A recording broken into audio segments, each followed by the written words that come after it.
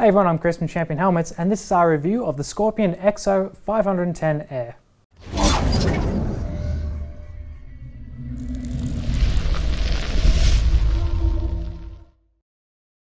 This all-rounded full-face helmet has traveled all the way from America to get to us here today in Europe, so it's come a pretty long way. And this helmet is going to be known as the Scorpion XO 510 Air. It first released in 2016, and in America it's known as the Scorpion XO T510, so it's a slight difference there. Now this helmet is designed primarily as a commuting or touring helmet, kind of a similar focus there, but it's also going to be okay as a sports helmet. And I say okay, but it's definitely going to be usable to an extent. It's not going to be specially designed like the K1 was as a sports helmet. So it's an all-rounder basically. Then it's going to have some pretty cool features that really set it apart from other entry-level helmets, and of course we'll get to those features a little bit later on. But if you want to check out some other similar helmets in the entry-level range, be sure to check out our YouTube channel and go through the video reviews. So first things first, let's go through the shell material. So the shell material for the Scorpion is going to be polycarbonate, and that's what we expect from entry-level helmets. Polycarbonate is going to be strong and safe, but it's not going to be lightweight, and that's the big difference between, really it's a big difference between entry-level helmets and then premium-level helmets, the shell material and also weight. Now the Scorpion came in at 1.55 kilograms when I weighed it, and I weighed this very helmet in the size, which is a size M. So to put that into perspective, the AGV K1 weighed 1.6 kilograms, and the Shark Swirl 2 weighed exactly the same as this one at 1.55 kilograms. So I would place this helmet in terms of weight kind of like in the average to good range. Now with this helmet as well, you do get 3 different shell sizes, and this is a great feature because you can get a better fit, which is obviously better for safety, also aerodynamics and weight and comfort, but it's not always going to be the case with a more entry-level helmet that it comes in 3 different shell sizes. So that's a good plus there from Scorpion. So now for ventilation, and we're going to really see some of the more touring aspects of the Scorpion. That's because the vents are going to be most useful in the upright position, the traditional position of a touring rider. And yeah, so up top we do have this big scoop, 1 of 3 positions, fairly easy to use, especially with the gloved hand. Then on the side we do have these 2 things, and you open them by pressing down on one side like a seesaw. Now I'm not a big fan of these. I don't think they're that great. They don't work that well in my opinion, but if you treat these as an extra kind of vent, you won't be disappointed. On the chin, the ventilation is also pretty standard. We have a chin vent. It's a little bit stiff, but it should break in.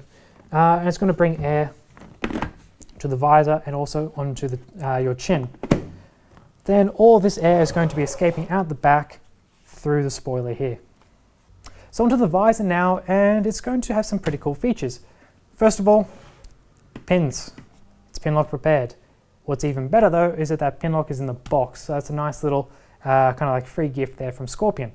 Love to see that on entry-level helmets especially. Then it has the new Elliptech visor system, and that's going to mean it's going to seal better into the shell of the helmets, better for aerodynamics, noise and that kind of thing.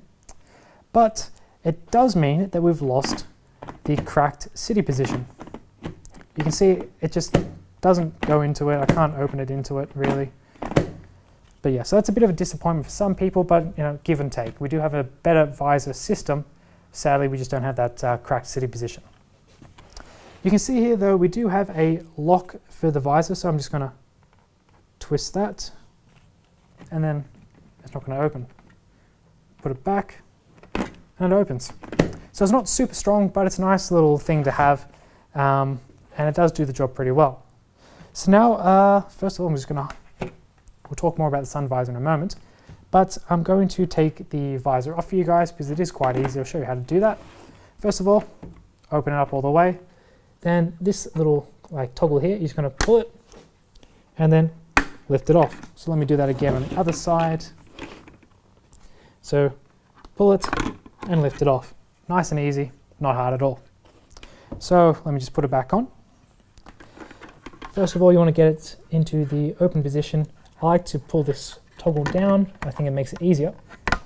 Line it up, push it on, kind of like slots into place. Then on this side, same kind of idea. Get it on, clicks in, and it's done. So the visor is quite easy to take off and put on. The sun visor of the Scorpion is going to be fairly decent. I'll just open this up for you guys. And you can see it does drop down fairly low, and it's controlled via this toggle. I do like it. I think it's in a good position. I think it's a nice place to have it, really. And it feels pretty easy to use. What is special about the sun visor, though, is you take a screwdriver, and you do need a screwdriver, so a flathead screwdriver, actually. So that's a little bit annoying, especially if you're out on the way. Maybe you can get a coin in there or something. But you can take it and put it into here, and you just turn it to one of 3 settings. Currently, it's on the lowest setting, so it's going to drop down the lowest. And I'm just going to turn it up to the highest setting, like that. And you might have seen this move when I did that. So it's basically going to stop it from dropping further. So it's now higher. So let me just twist that back again. You see, this is going to go down all the way. Now keep an eye on it. As I twist it, it's going to move. So that's pretty cool, I think. I quite like that. It gives you some good personalization options, and you know, it's an all-rounder. It's going to fit for a lot of people. So now it's time to take the liner out, and you'll see some pretty interesting things when we do this. So first of all, the liner is called the Quick Wick 2. And if you saw how this was spelled, you might question whether or not Scorpion is qualified to make safety gear. So yeah, that's an interesting thing about this liner. It is, though, going to be quite comfortable, and it's not that hard to remove, actually. So you can just kind of pull everything off, slide it out. I really appreciate it when liners are easy to take off. Like this, pull it out. Nice and easy. And then we're going to take off the top piece, undo that. Snaps up top. Super easy to take off, actually. You can see on the liner as well, there's like little pins here which go in at the top, and so be careful about that. Don't try to just rip it out, because you might end up doing a little bit of damage. So the liner, and the liner is going to be, like I said, the Quick Wick 2. It's fairly decent. You can see, you can see on the underside that there's no real kind of loose ends. Everything is nice and tidy, and this is the kind of place where you can skip, skip out on quality, kind of like fudge things through a little bit. But they've done a very good job here, and everything is pretty neat and tidy. And remember that every purchase of a Scorpion helmet contributes to Scorpion purchasing a spell checker for their names. So be sure to help them out there if you can. But yeah, the liner is quite easy, it's quite comfortable. It's overall fairly good for an entry-level helmet especially. So if I show you on the inside, we can get a look at the EPS. And it's got some pretty deep, pretty long channels, which you can see, which is great for your airflow, your ventilation, your circulation. It'll keep you nice and cool, essentially. Then you might be able to see underneath this kind of like white plasticky stuff, a speaker cutout just here. There's one on this side as well. Makes it nice and easy to fit in a speaker for a comm set. But let's talk about that plastic. So you can see this plastic here. It's pretty interesting. But then if I show you here, you can see a red button. So you take that red button, squeeze it.